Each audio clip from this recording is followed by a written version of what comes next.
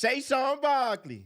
Saquon Barkley. Yeah. Let's get him in. Shout out to Saquon Barkley, man, becoming the highest paid running back in NFL history. Well deserved. Let's clap it up. Let's clap it up. This man got a 2-year, $41 million extension, becoming the first running back to make $20 million a year. You got to think about this, bro. This man is the reason why the running back position right now is so valued.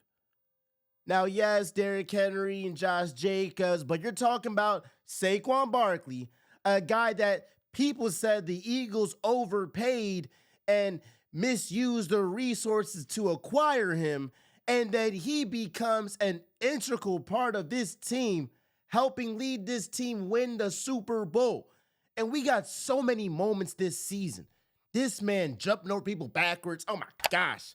This man going for 2 70-yard touchdowns in a game. I'm sorry, the Rams, they got cooked all freaking year.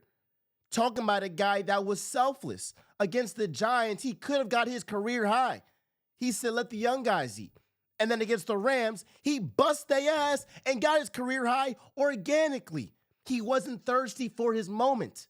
Matter of fact, one of my favorite moments that Saquon Barkley had this year was against the Packers in the playoffs when he could have broke out for a 60-yard plus touchdown, and he slid, and you had Smitty and all the guys like, yo, why'd you slide? And he would say, he said in the presser, like, the goal is to win a championship.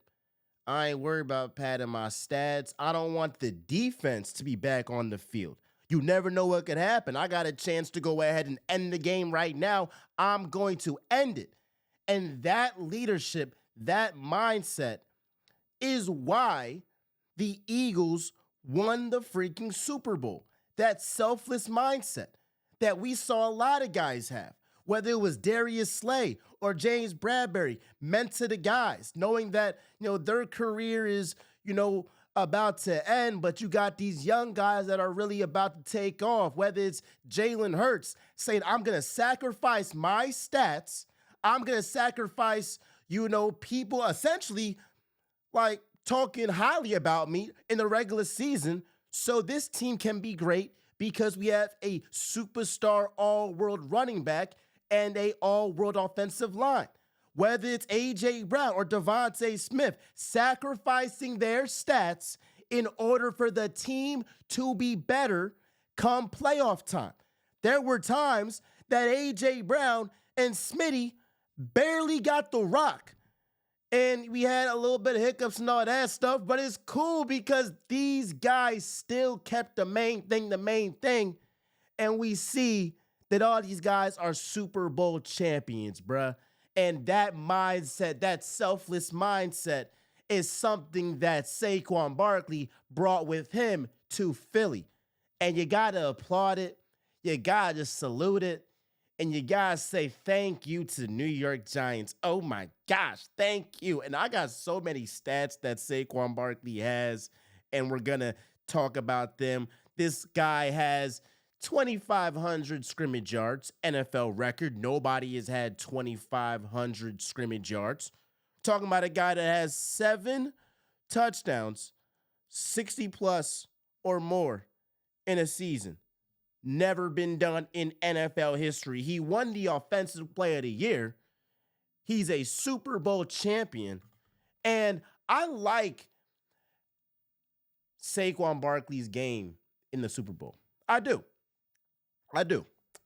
Because Saquon Barkley's performance in the Super Bowl, it showed who really knows football. Who really knows football and who just is a box score watcher. We got the box score watchers. They see less than 60 rushing yards, and they're like, oh, the Chiefs, they stopped him. Oh, he wasn't the Saquon like we've been seeing, but he was picking up blitzes. I mean, he had 90-plus scrimmage yards. He had, 40-some receiving yards. This man garnered so much attention, it allowed A.J. Brown to be great. It allowed Devontae Smith to be great. It allowed Jalen Hurts to be great. So you can look at the box score, but I watched the game and I saw the attention that Saquon Barkley brought, and I saw the fact that the Chiefs' whole game plan was to stop Saquon Barkley, and that allowed everybody else to be great on the Philadelphia Eagles. And so again, I love it because it just reveals who really watches the game. It's some more stats I want to point out real quick, bro. This man out here, oh, man. Matter of fact, I think we did the stats. And there's some more that we're going to talk about later this week because he got so many. I mean, one stat that I love with Saquon Barkley, the NFL this season had 17 touchdowns, rushing touchdowns of 60-plus yards or more. Saquon got 7 of those. 7. One guy, 7. It would be impressive if one team had 7. One guy. So when you talk about a home run hitter, I don't know if it's Saquon Barkley, Aaron Judge in the regular season, Shohei Ohtani, Mookie Betts. I don't know who it is, but I know that he's a home run hitter. Home run hitter. That's what I want to see. That is what I want to see. And I'm looking at Saquon's contract, and he's making $20 million a year with this extension. And if I'm really keeping it a bean, he's underpaid. Because I'm looking at these wide receivers that are making more money than Saquon, and I'm saying, ain't no way, boy. Ain't no way. Brandon Ayuk making $30 million a year. Jalen Waddle, $30 million a year. DJ Moore, $27 million a year. Cooper Kupp, $26 million a year. DK Metcalf, $24 million a year. Deebo Samuel, Pudgy Pudge, $23 million a year. Michael Pittman Jr., $23 million a year. Calvin Ridley, $23 million a year. Christian Kirk making $18 million a year. So Christian Kirk is making only $2 million less than Saquon Barkley. And ask yourself this, you know the answer, but who has more impact? Who has more valuable? Saquon Barkley or any of those wide receivers? Any of those guys. And I ain't even mentioned, I was being generous. I ain't mentioned Tyreek Hill, any of those guys like those superstar wide receivers. But you could argue Saquon Barkley has more impact than any wide receiver in the game. And they all make 30 plus million, 25 plus million a year. It's crazy. It's crazy. I think Saquon's like the 6th highest paid player on the Eagles. So it's well deserved, bro. And when we see like the full layout of what the contract looks like, and if there's money that the Eagles save in terms of in terms of salary cap, when they go out here and like, stretch out his contract, and they got the signing bonus of like 20-some million or 30, my fault, it's 36 million signing bonus or whatever. So we'll see if they just stretch that out and try to have Howie work his magic. So I look forward to seeing that stuff, but man, shout out Saquon Barkley, man. It's a beautiful thing to see. Now, we got to go to the defensive side. Darius Slay and James Bradberry got cut. I'll first start with Darius Slay, and I made a video y'all saw when I was saying, hey, bruh, I would love to keep Darius Slay for one more year. That still stands. I hope that the Eagles re-sign Darius Slay. I hope they do. I hope that they can make it work. Now, part of me is like, watch Detroit do some weird stuff and offer him like 10 mil. And if I'm Darius Slay, hell no, I ain't turning that down. Nah, and I wouldn't want him to turn that down. Go. Like, if they're going to give you 10 mil. But if we can get Slay for like a 5 mil deal, I don't know, bro. Like, on a bargain, John, I would love to bring him back, bro. I would love to bring him back because of the mentorship that he gave to Quinyon Mitchell and to Cooper DeJean. And I have a couple favorite moments with Darius Slay, bro. I got a couple. My two favorite moments of Darius Slay's career with the Eagles is number one, when he locked up Justin Jefferson. That was a beauty. You got Jetta as the best receiver in the league, and Darius Slay put him in jail. It was freaking masterful. It was a masterclass. And I was looking at that, 2 picks against Slay. Jetta's had like 6 yards. I mean, he couldn't do nothing, bruh.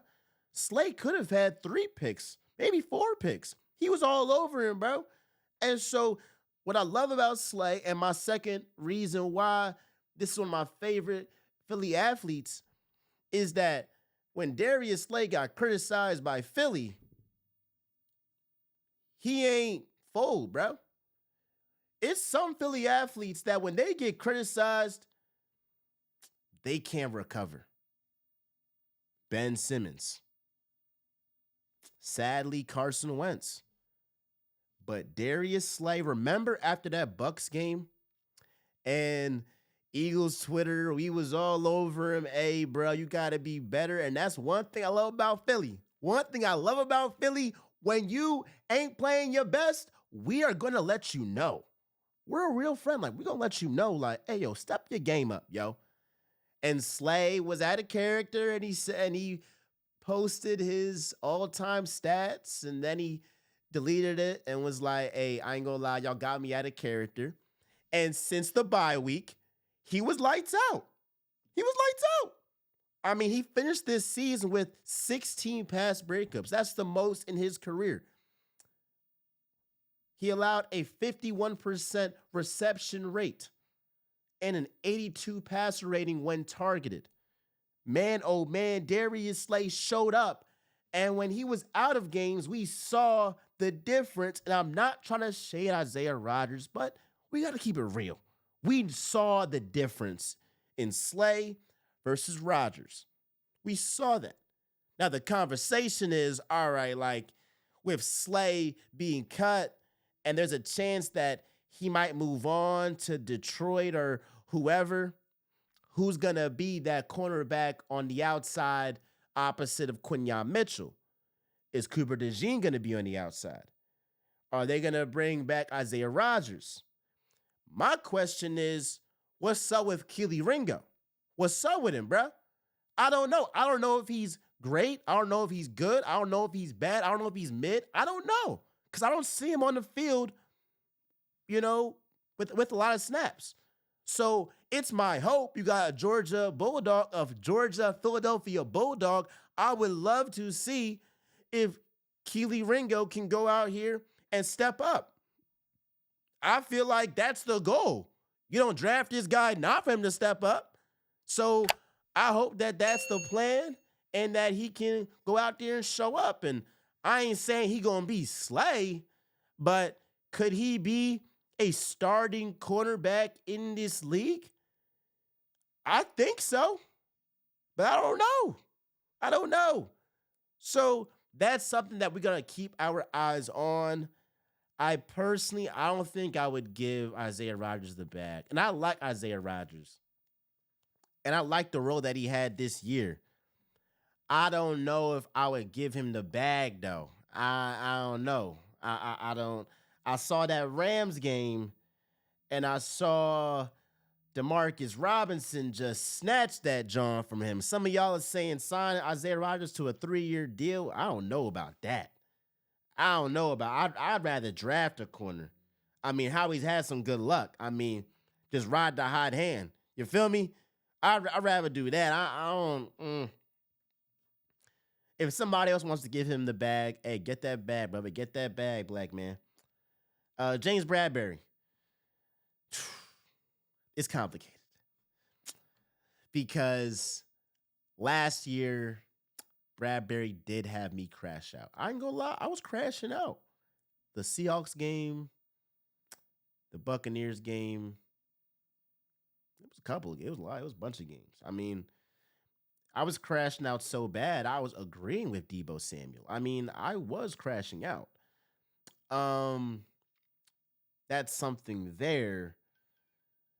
But I do have to give James Bradberry credit. because he was always a pro. And we saw, like I've said before, that Super Bowl run, the first time against the Chiefs, and he had that ill penalty, which I feel like it was BS. That kind of messed him up, I think, because he was never the same player after that. But one of the things I really respect with James Bradberry was after the Super Bowl, the first time the Eagles played the Chiefs, he could have said, hey, like, the refs were tripping, the refs just, glazing the Chiefs or whatever. He kept it a bean. He said, yeah, I was hoping they didn't call it. That's a real dude, though. That is a real dude, bruh. I think he'd be a great coach. I mean, hey, if Christian Parker becomes a DC somewhere, which he probably will after next season because he's a phenomenal coach, I would love to see James Bradberry be the cornerback coach for this team. I think he will be a great coach. For real. For real. And we saw this man, at the parade, he was protecting Quinyon Mitchell. He feels like that old soul, that OG. I would love to bring him back. You feel me? I would love to do that, but he's a Super Bowl champion, and that's one thing about Philly. One thing about Philly is that when we win, everybody win. Everybody win, bruh. You feel me? Like, you feel me? That's what that is there. We'll talk about Shedeur Sanders real quick, and then we will get to some NBA stuff right now. Shedeur Sanders. It really pisses me off when they talk about Shedeur Sanders being arrogant. Again, y'all confuse somebody being confident in themselves with being arrogant. How come he got to be humble because you're insecure? How that makes sense? If somebody confident in themselves, that should actually be motivation. Like, let me get to that level. Now, it's a difference between being confident in yourself and being arrogant. And I think the difference is when you're arrogant, you demean other people. I see this man actually praising a quarterback who had a rough combine. And you wonder why he wasn't at the combine in Shedeur. You wonder why. Because why he got to be there? He's going to be a top 10 pick regardless. What we talking about? So ultimately, bruh, I don't understand the arrogant stuff, but let's keep it a bean.